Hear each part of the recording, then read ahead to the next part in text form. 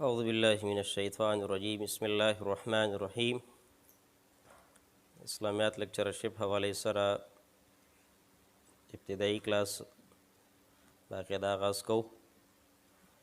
ابتدایي کلاس زمونږ د قرآن مجید او د قرآن مجید سره متعلق چې څومره هم مباحث دي انشاءالله د هغې متعلق به وي. د ټولو نه اولنۍ دا خبره پیژندل پکار دي چې دا قرآن او د قرآن مجید تعارف د قرآن مجید تعارف الله تعالی په قرآن کې په خپله باندې کړی سورة الشعراء آیات نمبر 192 نه تر 195 پورې. پوره تفصیل تاسو هلته کتلی شئ، خو مختصرا دا چې د قرآن مجید تعارف الله تعالی په دې انداز باندې کړی چې دا د الله تعالی د طرف نه تنزیل یعنی نازل شوی کتاب دی. جبرائیل علیه السلام په ذریعه باندې الله تعالی نازل کړی دی او دا د رسول الله سلم په قلب اطهر باندې د رسول الله سلم په زړه باندې الله تعالی نازل کړی دی او په عربی زبان کې دی. څلور خبرې په دې آیاتونو کې الله تعالی ذکر کړي دي چې قرآن د الله تعالی د طرف نه کتاب دی، تنزیل دی، لږ لږ نازل شوی دی او یو ځل نازل شوی دی. ځانه بیا د نزول قرآن د نزول ځانه بحث دی، نو انشاءالله هغه ځای کې په هغې باندې تفصیلي خبره کوو. خو دا ده چې دا د الله تعالی طرف نه نازل شوی یو کتاب دی. دویم دا چې دا د جبرائیل علیه السلام په ذریعه الله تعالی نازل کړی دی. د رسول الله صلی الله علیه و آله وسلم په زړه باندې په قلب اطهر باندې الله تعالی نازل کړی دی او په عربی زبان کې دی. څلور خبرې به دې کې دي. یو د قرآن مجید د دې لفظ معنا ده. قرآن د دې لفظ معنا ده. نو قرآن دا د قرأ یقرؤون څه دی مشتق دی په وزن د فعلان سره، او معنا د دې څه دی لوستل، او معنا د دې دا جمع کول.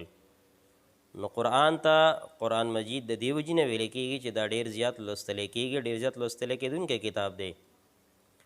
لغوي لحاظ سره د قرآن مجید د قرآن د دې لفظ نورې معنی هم علما کرامو کړي، خو مختصرا دا یو په ذهن کې هم که کېښودلی شي نو دا هم مفید ده چې دا لفظ مشتق دی د قرأ یقرؤون په وزن د فعلان سره دی. اصطلاح کې د قرآن مجید تعریف د اصولو چې کوم کتابونه دي په هغې کې موجود دی. تلویح توضیح کې د قرآن مجید تعریف موجود دی. مختلفو د الفاظو د اختلاف په بنا باندې مختلفو علما کرامو د هغې تعریفونه نقل کړي دي. تلویح توضیح کې چې کوم تعریف موجود دی نو هغه تعریف په هغې کې چې کومې خبرې مشترک دي هغه خبرې دا دي چې قرآن دا څه القرآن المنزل، قرآن دا منزل دی، یعنی د الله تعالی طرف نه څه دی نازل شوی دی، یا دا القرآن هو کلام الله، قرآن دا د الله تعالی کلام دی. المنزل علی رسول الله، دا نازل شوی دی پر رسول الله صلی الله علیه و آله وسلم باندې بواسطه جبریل، په واسطه د جبرائیل علیه السلام باندې، په واسطه د جبرائیل علیه السلام باندې. و منقول الینا نقلا متواترا، او دا نقل شوی دی مونږ ته په نقل متواتره سره، یعنی دومره په ګڼ تعداد سره دا قرآن خلکو را نقل کړی دی په دومره لوی تواتر سره چې په هغې باندې د دروغو ترجمه کېدل څه دي ناممکن او محال دي. په نقل متواتره سره مونږ ته څه دی را نقل شوی دی. بل دا چې د دې المتعبد بتلاوته، د دې په تلاوت باندې څه میلاویږي، د دې په تلاوت باندې ثواب میلاویږي. ابتدا د هغې د سورې فاتحې نه ده او اختتام د هغې په سورې ناس باندې دی.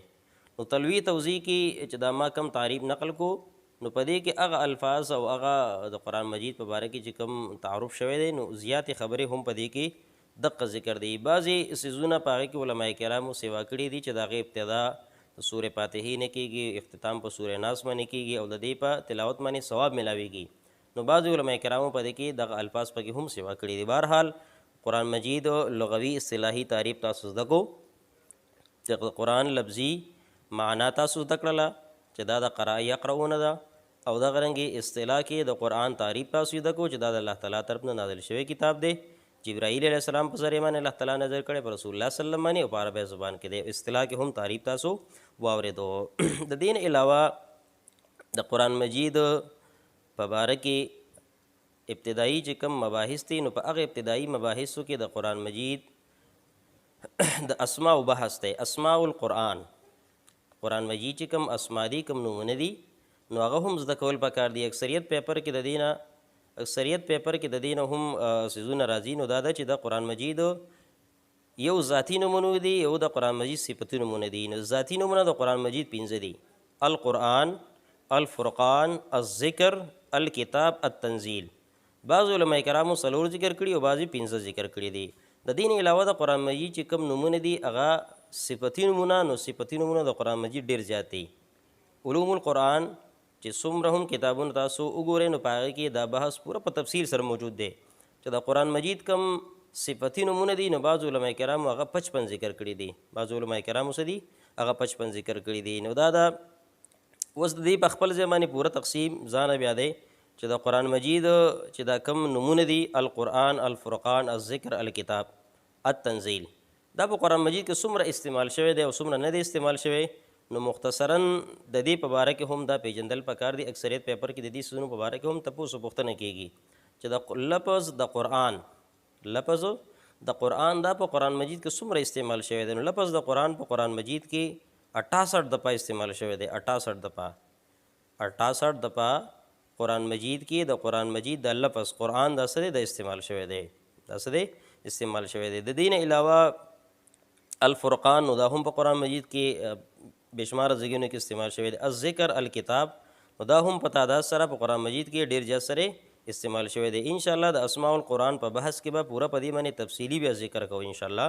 مختصرا تاسو دلته دا خبره نوٹ کې چې قرآن مجید او د قرآن مجید تعارف او د هغې کم صفتي نومونه دي او د ذاتي نومونه دي او د هغې چې کم صفتي نومونه دي. د دې نه علاوه د قرآن مجید پوره یو لوی بحث دی، ډېر یو لوی بحث دی او هغه دا چې د قرآن مجید په هغې کې سورتونه څومره دي، رکوع پکې څومره دي، آیاتونه څومره دي، په دې کې مکي سورتونه څومره دي، مدني سورتونه څومره دي، منزلونه په دې کې څومره دي، سجدې څومره دي، او دغه رنګې اتفاقي مکي سورتونه کم دي، مدني سورتونه اتفاقي کم دي، کم سورتونو کې اختلاف دی.